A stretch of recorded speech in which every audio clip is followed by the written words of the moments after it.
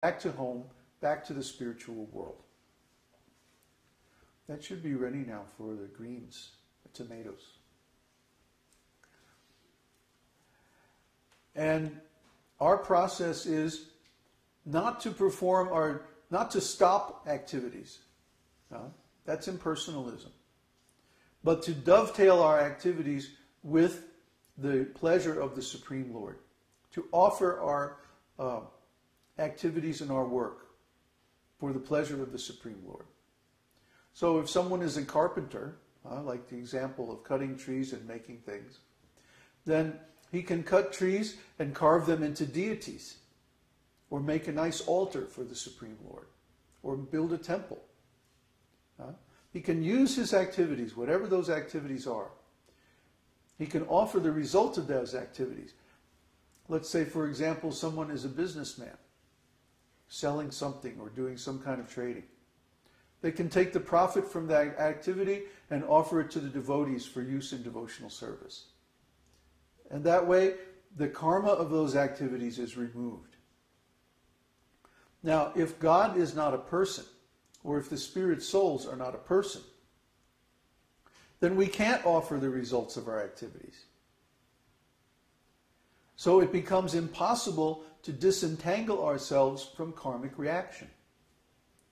This impersonal philosophy is extremely dangerous because it means the end of devotional service, the end of karma yoga, the end of real meditation.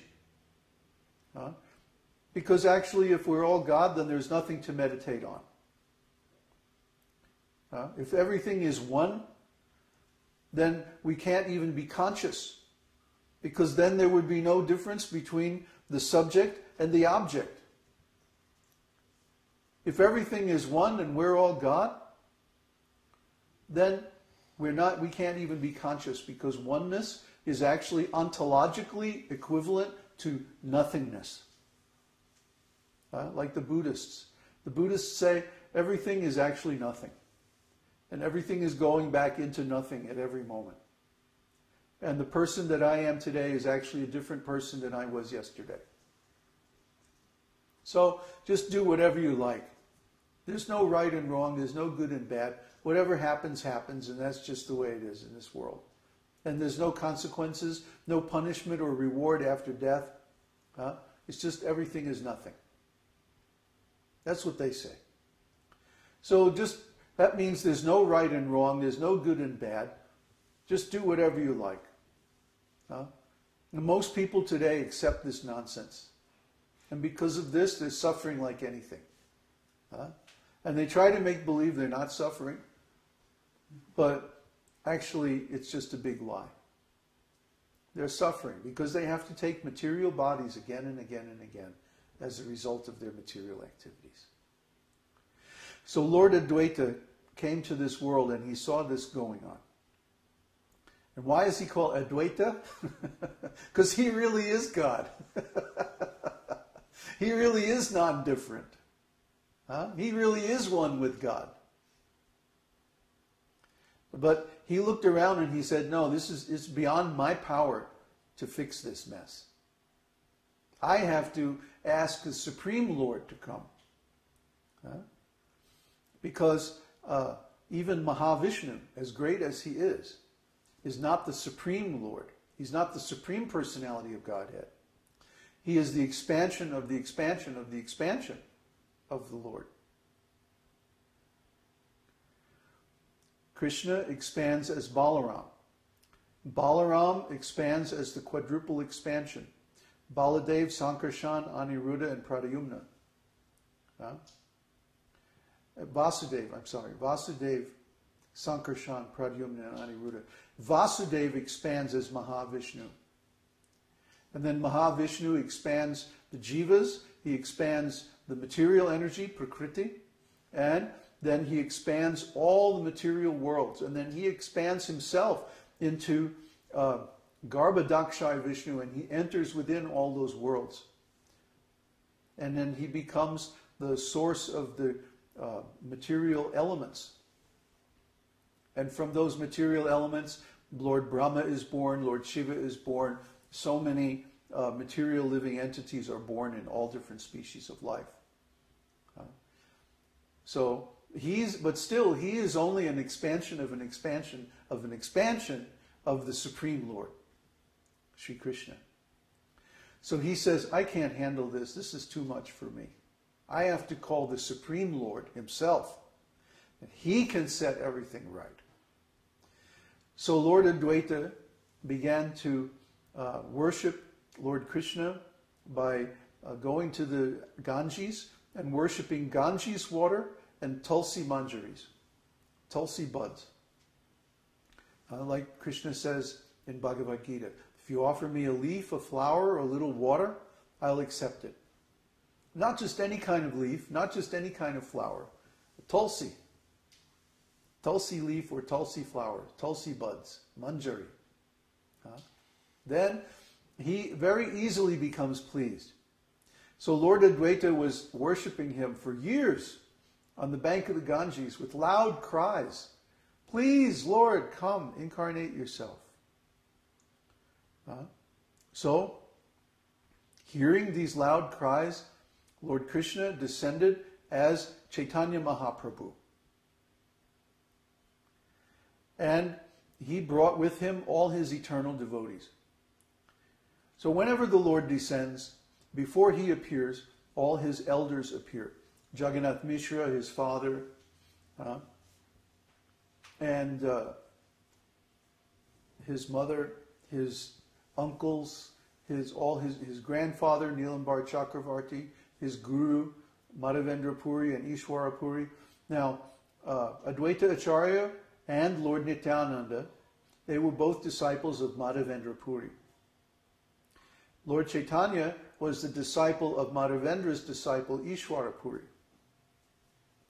So actually, Lord Chaitanya considered himself junior to Advaita Acharya. But Advaita Acharya's mood always was that I am a servant of Lord Chaitanya. But he didn't like it when Lord Chaitanya would come and offer obeisances to him. He was saying, I should be offering obeisances to you. It's exactly like the relationship between Jesus Christ and John the Baptist. Jesus came to John and he said, please initiate me. And we can understand he must have been offering him obeisances as the previous master teacher in their line. But John was very uncomfortable with this because he knew the actual stature of Jesus. So he was saying, no, I should be offering you obeisances. I'm not even worthy to loosen the buckle on your sandal. But Jesus said, no, we have to do this because this is the form of the disciplic succession. And similarly, Lord Chaitanya insisted on respecting Advaita because that's the form of our parampara.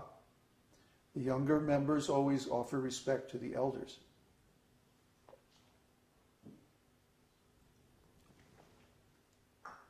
That's how the parampara is handed down. But Advaita, he wasn't happy with this. He says, I have to get Lord Chaitanya to treat me as a subordinate. I have to get Lord Chaitanya. If I can get Lord Chaitanya to punish me, then my purpose will be fulfilled. So Lord Advaita, he started teaching Mayavadi philosophy. Yeah, that'll do it really quick. So when Lord Chaitanya heard about this, he came and he started beating him. He was just pounding on him. Everybody was going, no, he's an old man, you're going to kill him. You know? But Lord Chaitanya was so mad. Why are you teaching this nonsense, you rascal? And so then finally they were able to pull Lord Chaitanya off of him. You know, he was beating him up. And then the Advaita started to dance. And he was dancing. He was going, I'm a servant of Lord Chaitanya, servant of Lord Chaitanya. Yoo-hoo! You see, these are the pastimes of the Lord among his different expansions. They are all qualitatively identical. They're all the Supreme Lord. But because of the expansions, because the fact that Advaita was expanded actually from Nityananda. He and Lord Nityananda used to have very humorous pastimes. Lord Nityananda and Advaita were about the same age, so they could joke with each other. Especially during Prasadam, they used to joke all the time. Lord Nityananda came and he stayed with Advaita Acharya at his place in Shantipur on the bank of the Ganges. So they would take Prasadam together all the time, and they would always joke. They would joke that, Nityananda would say, Advaita, you're just a professor of monism, Why don't you take the truth of the Vedas and start doing devotional service? What's wrong with you? And Advaita would say, what? You trying to instruct me? Nobody knows where you come from.